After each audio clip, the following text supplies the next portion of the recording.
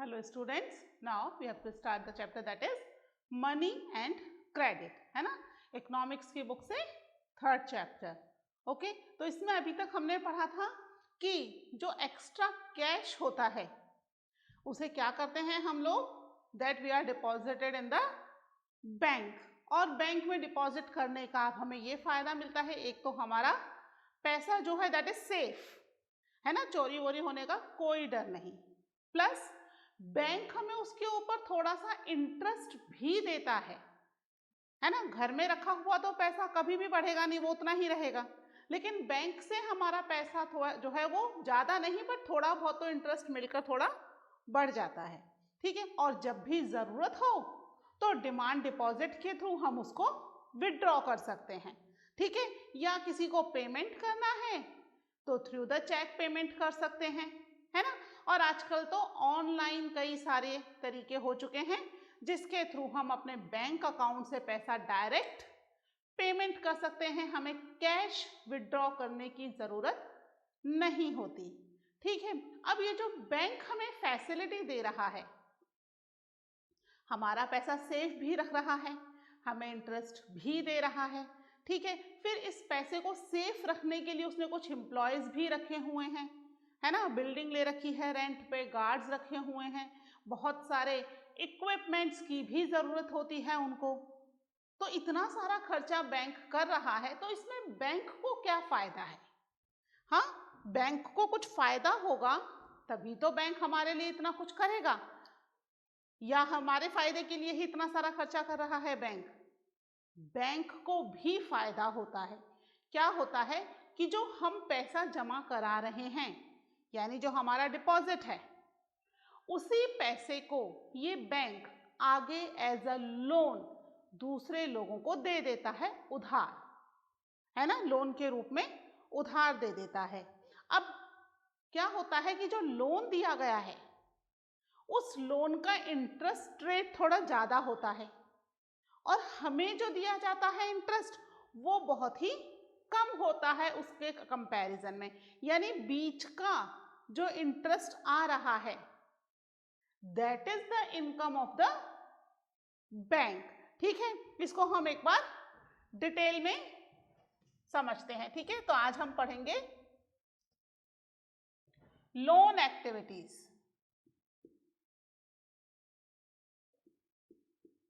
Loan activities of banks, okay. तो ये जो लोन एक्टिविटीज बैंक कर रहा है, it is also instruct bye the RBI, है ना, रिजर्व बैंक ऑफ इंडिया के इंस्ट्रक्शन पर ही होंगे। इंडिया के अंदर बैंक से रिलेटेड या मनी से रिलेटेड जितने भी काम होते हैं उनमें आरबीआई का डायरेक्टली या इनडायरेक्टली रोल होता है, ठीक है। आजकल तो टीवी पर ऐड भी आता है ना, देखते हो क्या अमिताभ बच्चन का? हाँ, आरबीआई की गाइडलाइंस के अकॉर्डिंग काम करना है ना, बुजुर्गों के लिए भी फैसिलिटीज है, और पैसा आपको सेफ रखना है तो किस तरीके से आपको अपना कोई भी झूठे कॉल्स वगैरह पर फेथ नहीं करना है, झूठे एसएमएस पर फेथ नहीं करना है, that is the guideline issued by the RBI, reserve bank of India. यानी कि जहां भी पैसे की बात आ गई वहां कहीं ना कहीं reserve bank of India involve होता है, तो यहाँ पर भी ये इंस्ट्रक्शंस जो हैं किस तरीके से काम होगा that is also given by the reserve bank of India. अब इसमें क्या होता है लोन एक्टिविटीज में कि बैंक के पास अपना कोई पैसा नहीं है, ठीक है। कौन सा पैसा बैंक एज अ लोन देगा? तो जो डिपॉजिटर्स हैं, ठीक है, दिस इज बैंक, ठीक है, और डिपॉजिटर्स हैं, इन्होंने अपना पैसा, अपनी मनी बैंक में जमा करवाई, ठीक है। बैंक ने वो पैसा लिया और आगे बैंक ने वही पैसा एज अ लोन बोरोअर को दे दिया, ठीक है, वही पैसा बोरोअर को दिया, अपने पास से कोई पैसा नहीं दिया, ठीक है।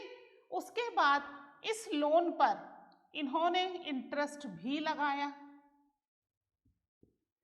ठीक है, जो कि बोरोअर ने, ठीक है, ये बोरोअर ही पे कर रहा है इंटरेस्ट बैंक को। मान लीजिए हम मान लेते हैं यहाँ 12% इंटरेस्ट लगा दिया, ठीक है, 12% इंटरेस्ट जिसने पैसा उधार लिया है वो बैंक को पे कर रहा है 12% इंटरेस्ट। अब बैंक क्या करेगा, इसमें से ही थोड़ा सा पैसा, है ना, मान लीजिए 4% या 5% तक पैसा इस मनी में जो डिपॉजिटर ने जमा कराई थी इसमें बैंक ने डाल दिया। अब बीच का जो 7-8% बचा है ना, बीच का गैप या 4 to 5% दिया तो 7 to 8% इंटरेस्ट का पैसा बचा, वो किसका, that is the income of bank, यही बैंक की इनकम है। इसी पैसे से बैंक जो है सारा काम मैनेज कर रहा है, अपनी बिल्डिंग रेंट पर ली है या खरीदी है, अपने एम्प्लॉयज रखे हुए हैं, इक्विपमेंट्स अरेंज किए हुए हैं, उन सब का खर्चा यहाँ से निकल रहा है। तो क्या बैंक पूरा का पूरा पैसा डिपॉजिटर को एज अ लोन बोरोअर को दे देगा, डिपॉजिटर का पूरा पैसा? तो फिर जब डिपॉजिटर अपना पैसा विड्रॉ करने के लिए आएगा तब क्या देगा डिपॉजिटर को? हम डिमांड डिपॉजिट भी तो देख रहे हैं ना कि भाई डिमांड पर वो डिपॉजिटर का पैसा उसे वापस करना है। तो इसके लिए बैंक क्या करता है, डिपॉजिटर का 15% पैसा जितना डिपॉजिट हुआ है ना, उसका 15% पैसा तो अपने पास सेफ रखता है। कोई भी कभी भी मांगने आ जाए, है ना, मनी विड्रॉ करने के लिए आ जाए तो उसको मनी विड्रॉ करके दे देगा, और बाकी का बचा हुआ 85% पैसा क्या करता है, वो एज अ लोन आगे सर्कुलेट कर देता है। ठीक है, इसीलिए जब भी कभी कोई बड़ा विड्रॉल करना होता है बैंक से, है ना, बहुत बड़ा अमाउंट निकालना है, छोटा मोटा अमाउंट का कोई फर्क नहीं पड़ता क्योंकि 15% तो उसने रखा है ना, तो वो विड्रॉ कर देगा। अगर बड़ा अमाउंट चाहिए हो तो कई बार बैंक को टाइम लग जाता है क्योंकि वो पैसा अरेंज करेगा, सारा पैसा तो उसने एज अ लोन दे दिया। ठीक है, अब ये जो लोन से इनकम आ रही है तो ये साइकिल इस तरीके से घूम रही है। बैंक अपने पास से कोई भी पैसा डिपॉजिटर को एज अ इंटरेस्ट नहीं दे रहा, डिपॉजिटर का पैसा ही उसने आगे लोन पर दिया हुआ है, उसी पैसे को वो डिपॉजिटर को एज अ इंटरेस्ट पे कर रहा है। ठीक है, यानी डिपॉजिटर का पैसा सेफ है, उसको जब जरूरत हो वो जाके बैंक से अपना पैसा निकाल सकता है। और लोन लेने वाले को भी फायदा ये है कि उसको यहाँ पर loan come rate of interest में मिलता है। यही लोन अगर आप मार्केट में लोगे तो ये 12% क्या है, that is per year. Okay, ये 12% इंटरेस्ट कितने कब का है, पूरे साल का, यानी पर मंथ 1% ही पड़ा, कम पड़ा, और ये भी पूरे साल का ही पे कर रहा है, पर मंथ 4 to 5% पे नहीं कर रहा, बहुत ज्यादा हो जाएगा, है ना। जबकि अगर ये पैसा एज अ लोन बाहर मनी लेंडर से लेते हैं तो मनी लेंडर कम से कम 5% पर मंथ पे देगा। तो आप कैलकुलेट कर लो, 5% पर मंथ, है ना, तो पर ईयर यानी इंटू 12 कितना हो गया, 60% पर ईयर, इतना ज्यादा अमाउंट, और यहाँ तो पर ईयर 12% ही है ना, बहुत कम। तो जिसको पैसे की जरूरत है उसकी जरूरत पूरी हुई with low rate of interest, है ना, बाहर से उसको पैसा लेने पर वही इंटरेस्ट रेट बहुत ही ज्यादा पड़ जाएगा। ठीक है, तो यहाँ पर दोनों को फायदा हो रहा है, तो उसको बाहर से मनी लेंडर से पैसा नहीं लेना पड़ रहा। ठीक है, 5% तो मैं बता रही हूँ कि ये तो मिनिमम है ही मार्केट में, है ना, कई बार 5% से भी ज्यादा होता है ना। हमने कई सारे अपने इकोनॉमिक्स के चैप्टर्स पढ़े हैं ना, जिसमें कई बार मनी लेंडर्स 10%, 15%, इवन 25 to 35% तक पर मंथ इंटरेस्ट ले लेते हैं। सोचो कितना बड़ा अमाउंट एज अ इंटरेस्ट जो बोरोअर है उसे पे करना पड़ेगा, है ना। उसका जो प्रिंसिपल अमाउंट तो फिर वो बहुत छोटा सा रह जाता है और इंटरेस्ट अमाउंट अच्छा खासा बड़ा हो जाता है। अब ये जो अमाउंट है ये भी उसे पूरा एक साथ नहीं देना होता, किस्तें होती हैं, है ना। आपके घरों में भी किसी ना किसी ने लोन ले रखा होगा, आपको भी पता होगा, हर मंथ लोन की एक किस्त चली जाती है ना। तो वो किस्तों में जा रहा है, हर पूरा का पूरा पेमेंट एक साथ नहीं जा रहा, थोड़ा थोड़ा थोड़ा थोड़ा करके पेमेंट हो रहा है। तो बैंक को ये कंटिन्यू पैसा मिल रहा है ना, जिससे कि वो आगे डिपॉजिटर्स की जरूरतों को भी पूरा कर रहा है, अपना पूरा बैंक मैनेज कर रहा है। ठीक है, समझ में आया ये बात, ये जो पूरा सर्किल चला। ठीक है, इस चीज को हम एक प्रॉपर तरीके से लिख लेते हैं। ठीक है,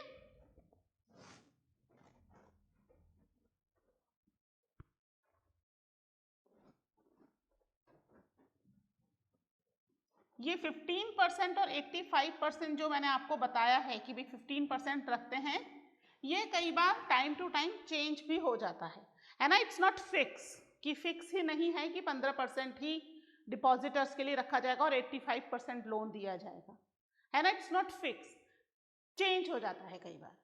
ठीक है, तो क्या है यहाँ पर, जो बैंक है, bank in India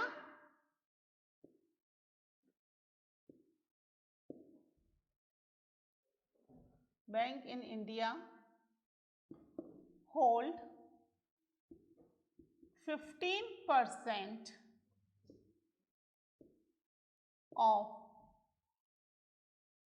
deposits in cash, as cash कर देते हैं। ठीक है, एज कैश। ठीक है, केवल अपने पास 15% तक ये होल्ड कर रहे हैं, जितना पैसा इनके पास जमा हो रहा है। ठीक है, अब जो मनी है, money depositors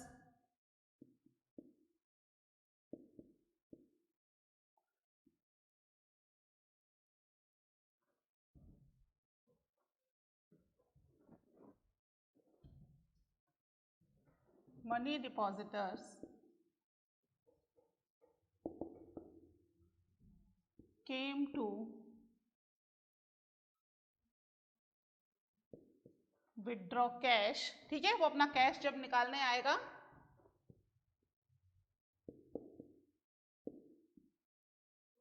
the bank is able to payment the depositor, है ना। ये किस लिए रखा है, कि जब भी डिपॉजिटर आएगा विड्रॉ करने कि भाई मेरा पैसा मुझे वापस चाहिए। अब देखो ये बात ध्यान रखना, यहाँ पर एक डिपॉजिटर नहीं है ना, कि भाई मैंने जमा किया है 1 लाख रुपया, तो 15,000 उन्होंने रखिया, 85,000 उन्होंने लोन दे दिया, तो मेरा अकेले का पैसा जमा नहीं है बैंक में। There are lots of customers, है ना, बहुत सारे डिपॉजिटर्स होते हैं, और सभी डिपॉजिटर्स की नीड अलग अलग टाइम पर है, सबको एक साथ पैसे की जरूरत नहीं पड़ रही, है ना। किसी को अभी है, किसी को बाद में है। ठीक है, जिसको अभी है हो सकता है बाद में उसको पैसा आ जाए, वो जमा करा दे। ठीक है, तो ये सर्किल चलता रहता है। तो जो डिपॉजिटर्स हैं, कुछ डिपॉजिटर्स को जरूरत होती है, तो वो जब भी बैंक आएंगे तो बैंक उनको पेमेंट कर देगा, इसलिए उसने 15% पैसा अपने पास होल्ड करके रखा है। ठीक है, एक अच्छा खासा बड़ा अमाउंट बैंक के पास हो जाता है इतने सारे डिपॉजिटर्स का पैसा डिपॉजिट करने पर, है ना। तो उसके बाद वो कैलकुलेशन करके कुछ पैसा रख लेता है, बाकी पैसा ऐसा लोन दे दिया है। ठीक है, फिर यहाँ पर क्या हुआ, bank use the major portion, क्या कर रहा है बैंक मेजर पोर्शन का,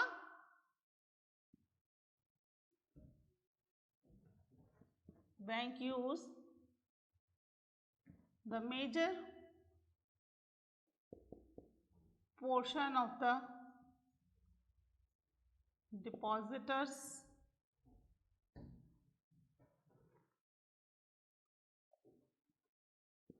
to extend loans। ठीक है, डिपॉजिटर्स ने डिपॉजिट्स, है ना, जो डिपॉजिट्स हैं उसका बड़ा अमाउंट क्या कर दिया उन्होंने यहाँ पर एज अ लोन देना शुरू कर दिया, बड़ा अमाउंट ही हुआ ना, क्योंकि 15% ही होल्ड किया हुआ है, बाकी का बचा हुआ now they start giving as a loan. यहाँ पर इंटरेस्ट रेट भी वेरी करती रहती है, मैंने जैसे आपको 12% बताई है ना, तो ये वेरी करती रहती है। कार लोन पर अलग है, लैंड लोन पर अलग है, होम लोन पर है ना, एजुकेशन लोन पर अलग है, पर्सनल लोन पर अलग है, ठीक है। तो ये जो इंटरेस्ट रेट है वो कम ज़्यादा होती रहती है, वेरी करती रहती है, एक जैसी नहीं रहती, ठीक है, कि कोई सा भी लोन लो सब पे रेट सेम इंटरेस्ट होगा, सब पर इंटरेस्ट रेट थोड़ा बहुत चेंज होता है, बहुत ज़्यादा मेजर चेंज नहीं होता, पर थोड़ा बहुत, हाँ पर 1-2% का चेंज भी बहुत लंबा हो जाता है, क्योंकि अमाउंट जो है वो बहुत लंबे टाइम के लिए अधिकतर बैंक से लिया जाता है, ठीक है। तो यहाँ पर बैंक क्या कर रहा है, बैंक प्ले अ मीडिएटर, एक मीडिएटर का रोल प्ले कर रहा है, जिनके पास पैसा एक्स्ट्रा है उनके साथ उनका पैसा अपने पास रख रहा है, and those who need the money उन्हें लोन दे रहा है, ठीक है। बैंक क्या कर रहा है, bank mediate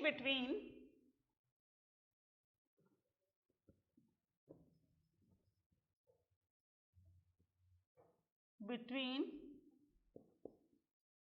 the person who has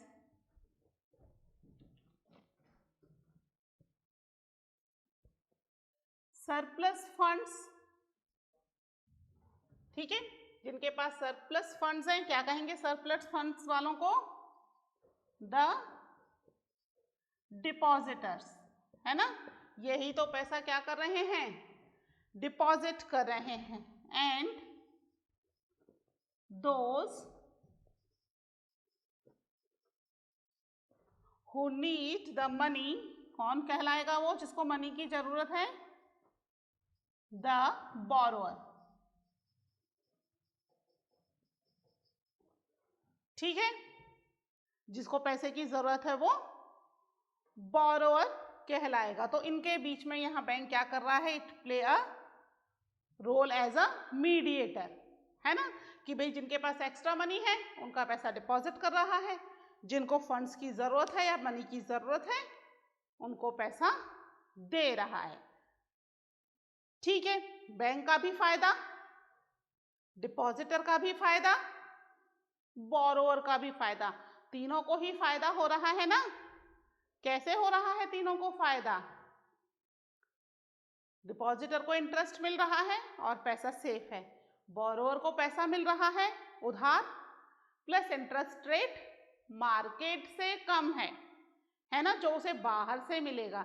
लेकिन इन दोनों के बीच में बैंक भी मीडिएटर का रोल प्ले कर रहा है, बैंक अपना भी फायदा देख रहा है, ठीक है, लोन के दिए हुए इंटरेस्ट रेट में और डिपॉजिटर के दिए हुए इंटरेस्ट रेट में एक लंबा डिफरेंस करके क्या करता है, अपना फायदा करता है। वो पॉइंट भी अभी हम लिखते हैं, पहले आप ये पॉइंट्स नोट कर लीजिए,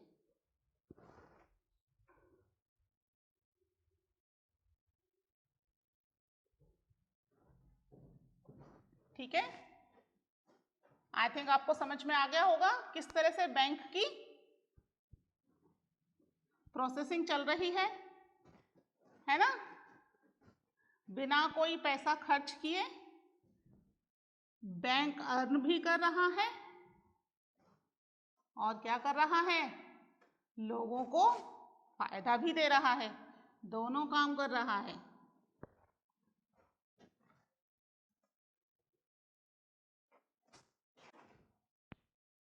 ठीक है। अब बैंक क्या करता है, bank charged a higher interest rate, ठीक है, एक हायर इंटरेस्ट रेट चार्ज कर रहा है, कौन से पर, ऑन लोन, है ना, देन किससे ज्यादा, what they offer on deposits, ठीक है, डिपॉजिट्स पर वो जो ऑफर कर रहा है उससे ज़्यादा चार्ज कर रहा है on the interest rate. Loan पर ज़्यादा चार्ज है, लोन का इंटरेस्ट रेट हाई है, और डिपॉजिट्स का इंटरेस्ट रेट कंपैरेटिवली लो है। ठीक है, यानी अब बीच का जो पैसा बचा मैंने उधार दिया 12% की रेट से, है ना, और जिससे पैसा लिया उसको दिया मैंने 4% की रेट से। उससे मैंने 12 रुपये ले लिए और 4 रुपीज इधर दे दिए।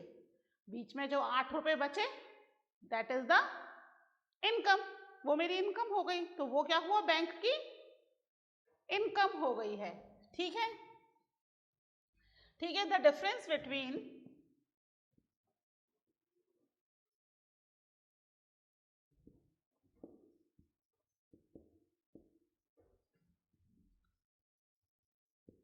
what bank charged from borrowers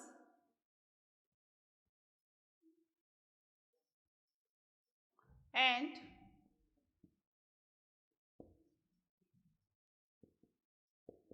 what is offered to depositors is the income of banks। ठीक है, जो वो बोरोवर से चार्ज कर रहे हैं और डिपॉजिटर को पे कर रहे हैं, उन दोनों के बीच का जो डिफरेंस है that difference is the income of the bank. बात समझ में आ गई इतनी? ठीक है, ये चीज समझ में आ गई, कोई दिक्कत नहीं लोन एक्टिविटी में। This is the loan activity performed by the bank. ठीक है, अब इसमें कितना इंटरेस्ट रेट होगा किस चीज पर, ये टाइम टू टाइम रिवाइज होता रहता है। कौन करता है इसको time to time revise? It is revise by the RBI. ठीक है, इसको नोट कर लीजिए। फिर हम देखते हैं कि किस तरीके से लोग मार्केट से भी लोन ले रहे हैं, है ना, उनकी क्या क्या कंडीशन होती है, अलग अलग सिचुएशंस होती हैं। ठीक है, तो उन सिचुएशंस के बारे में हम पढ़ेंगे। First of all you note down these points.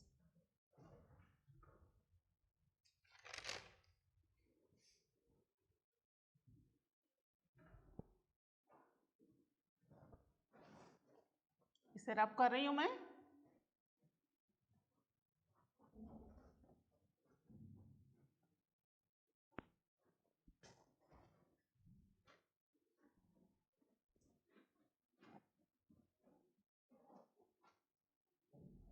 अब हम देखते हैं दो अलग अलग सिचुएशन क्रेडिट्स की, उधार लेने की।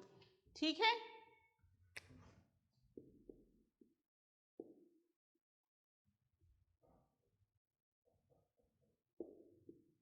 टू डिफरेंट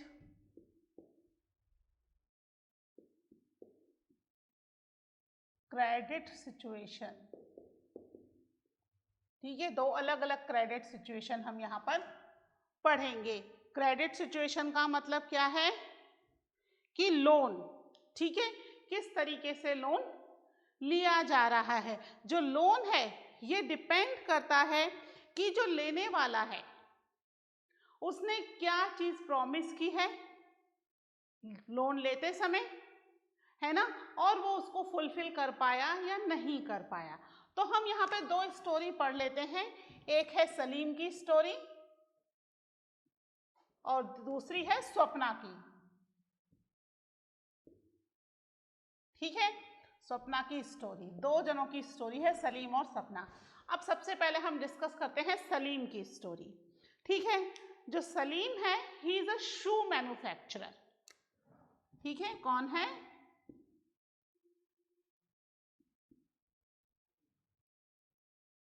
शू मैन्युफैक्चरर है। फेस्टिवल सीजन शुरू हुआ, फेस्टिवल सीजन में अब अगले 2-3 महीने तक फेस्टिवल सीजन चलेगा। आता है ना दिवाली के आसपास बहुत लंबा टाइम पीरियड फेस्टिवल सीजन ही आता है। नवरात्रे आते हैं, उसके बाद फिर दशहरा आता है, दिवाली आती है, देवउठनी ग्यारस आती है, शादियां आ जाती हैं। मतलब कंटिन्यू मार्केट में अच्छी खासी रौनक रहती है। तो ये शू मैन्युफैक्चरर है सलीम, और जैसे ही फेस्टिवल सीजन शुरू हुआ इसको 3000 शूज बनाने का ऑर्डर मिला। ठीक है, 3000 शूज बनाने का ऑर्डर सलीम जैसे एक छोटे शू मैन्युफैक्चरर के लिए it was a big order which he has to complete within 1 month, है ना। 1 महीने में ये 3000 शूज यानी लगभग 100 शूज डेली बनेंगे, तब जाके 1 महीने में ये कंप्लीट होगा। ठीक है, सलीम के पास इतना पैसा नहीं है कि वो इस ऑर्डर को अपने आप से पूरा कर सके, तो अब वो क्या करे। यहाँ पर उसने 2 तरीके से क्रेडिट लिया।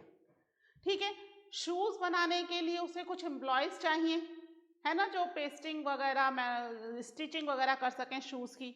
तो उसने कुछ लोगों को एम्प्लॉय किया, उन्हें अब सैलरी भी देनी है। फिर शूज के लिए रॉ मटेरियल भी खरीदना है ना, जो लेदर वगैरह जो भी है सामान that he has to buy. तो यहाँ रॉ मटेरियल भी खरीदना है, उसको भी पैसा देना है। तो यहाँ पर सलीम ने थोड़ी स्मार्टनेस दिखाई और इसने जो लेदर जिससे लिया, रॉ मटेरियल जिससे लिया, जो रॉ मटेरियल था वो उसने क्रेडिट में लिया, उधार में लिया। उससे बोला भैया 3000 शूज का मुझे रॉ मटेरियल चाहिए, उधार में दे दे। 1 महीने के बाद जैसे ही मेरा सामान डिलीवर होगा मैं आपको पेमेंट कर दूंगा। ठीक है, अब क्योंकि अच्छा खासा बड़ा ऑर्डर मिला यहाँ पे रॉ मटेरियल वाले को भी, है ना, 3000 शूज का उसको लेदर चाहिए, कोई 2-4 का तो चाहिए नहीं, अच्छा बड़ा ऑर्डर है। तो यहाँ पर क्रेडिट वाला एग्री कर गया कि ठीक है भाई साहब ले लो, है ना, 1 महीने की बात है, 1 महीने बाद तो आप पैसा दे ही दोगे। तो यहाँ उसे अभी प्रेजेंट टाइम पर रॉ मटेरियल का पैसा नहीं देना पड़ा, प्लस जिसने उसको ऑर्डर दिया है ना 3000 शूज का, तो उसने एडवांस ले लिया उससे। उसने कहा भाई साहब थोड़ा सा एडवांस दो, लगभग 1000 जो शूज है उसका अमाउंट मुझे एडवांस में चाहिए, जिससे मैं उसको खर्च करूं। बाकी का 2000 का आप शूज का अमाउंट आप बाद में दे देना आफ्टर डिलीवरी। ठीक है, तो 1000 शूज का उसे एडवांस मिल गया, जिससे अब वो क्या करेगा, जो उसने अपने यहाँ लेबर लगाई है कटिंग पेस्टिंग के लिए, स्टिचिंग वगैरह के लिए, उन्हें पेमेंट हो जाएगा। रॉ मटेरियल उधार में आ गया। ठीक है, अब उसने अपना ऑर्डर जो है वो टाइम पर 1 मंथ में कंप्लीट कर दिया। ऑर्डर डिलीवर हो गया टाइमली ऑर्डर डिलीवर होते ही बचा हुआ 2000 शूज का अमाउंट उसको मिल गया, जिसमें से उसने रॉ मटेरियल वाले का पेमेंट कर दिया। बाकी का पेमेंट तो उसने 1000 शूज के पैसे से कर ही दिया था, लेबर का ही तो पेमेंट बचा, है ना, बाकी उसने उधार लिया हुआ तो यहाँ कर दिया। और उसके बाद उसको अच्छा खासा प्रॉफिट इस काम में हुआ, है ना, 3000 शूज के ऑर्डर में उसे अच्छा खासा प्रॉफिट हुआ। यहाँ पर सलीम ने उधार किससे लिया, यहाँ उसकी क्रेडिट की सिचुएशन देखिए, हम क्रेडिट की सिचुएशंस देख रहे हैं। क्रेडिट की सिचुएशन देखिए, रॉ मटेरियल क्रेडिट में लिया उसने, किसी से पैसा उधार नहीं लिया, कोई इंटरेस्ट नहीं दिया उसने। एडवांस में 1000 शूज का पैसा लिया, वो तो उसका अपना ही पैसा था ना, वो जब भी सामान डिलीवर करता उसको 3000 का मिलता, तो 1000 का अगर वो यहाँ से ना लेकर के मार्केट से उधार लेता 1000 शूज जितना पैसा, तो फिर उसको क्या देना पड़ता उस पर, इंटरेस्ट। तो यहाँ भी उसे कोई इंटरेस्ट नहीं देना पड़ा, और लास्ट में जो पैसा मिला उसने सब उधार चुकाया, जो कि बिना इंटरेस्ट वाला था, और उसको अच्छा खासा प्रॉफिट हो गया। तो ये तो हुई सलीम की स्टोरी। ठीक है, अब सपना की जो स्टोरी है that we will discuss in the next class. ठीक है, आप एक बार बुक में से सपना की स्टोरी पढ़ लेना, जिससे आपको एक आइडिया हो जाएगा कि सपना की क्या परेशानियां थी और कैसे उसकी credit situation is different from the Salim's situation. Okay, till then take care, bye.